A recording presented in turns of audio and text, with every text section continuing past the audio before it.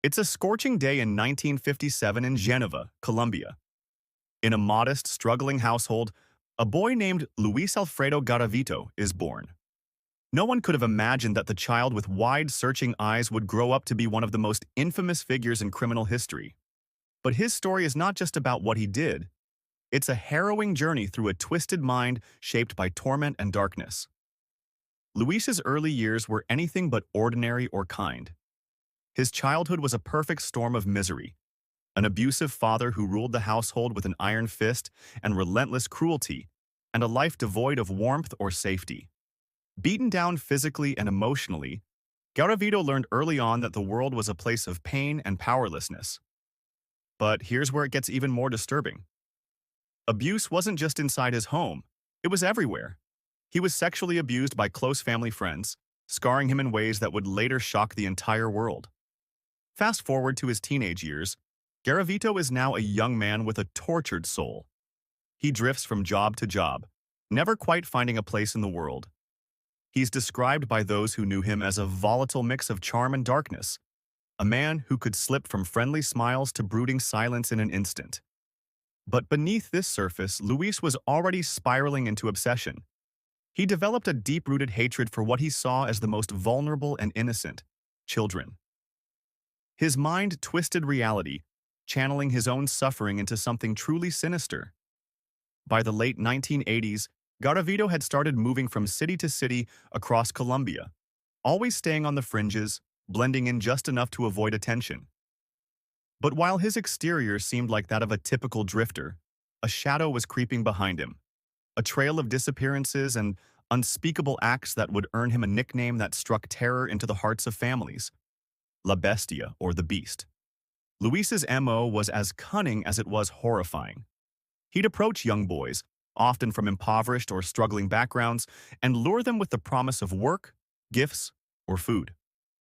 Once he'd gained their trust, he'd lead them into isolated areas, far from prying eyes, where the unimaginable would happen. The aftermath left police baffled and desperate as bodies began to be discovered in rural ditches and wooded areas, each marked by signs of brutal torture. For years, Colombian authorities were in the dark. The country, already plagued by violence and political unrest, couldn't fathom that there was a monster hunting their children. Garavito knew this, and he used the chaos to his advantage, avoiding suspicion and perfecting his tactics. But every story has a breaking point. In 1999, a child's remains were found that finally led police to a clue: a set of glasses left behind at the scene. These weren't just any glasses, they were prescription lenses made for a unique eye condition, and they belonged to Luis Garavito.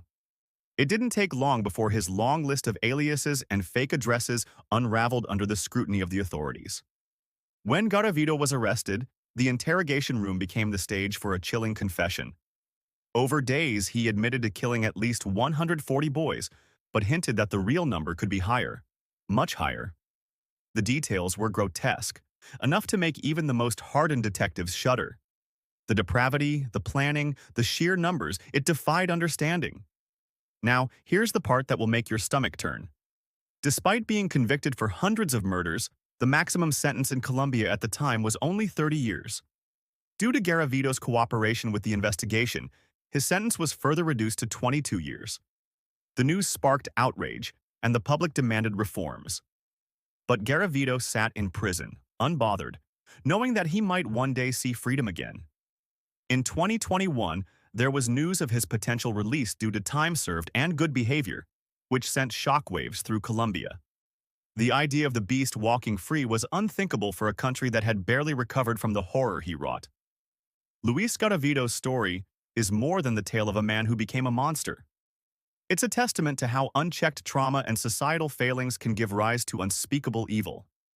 And while justice may not be as complete as we wish, the scars of his acts are a grim reminder that sometimes the most terrifying villains are the ones who wear the mask of a man.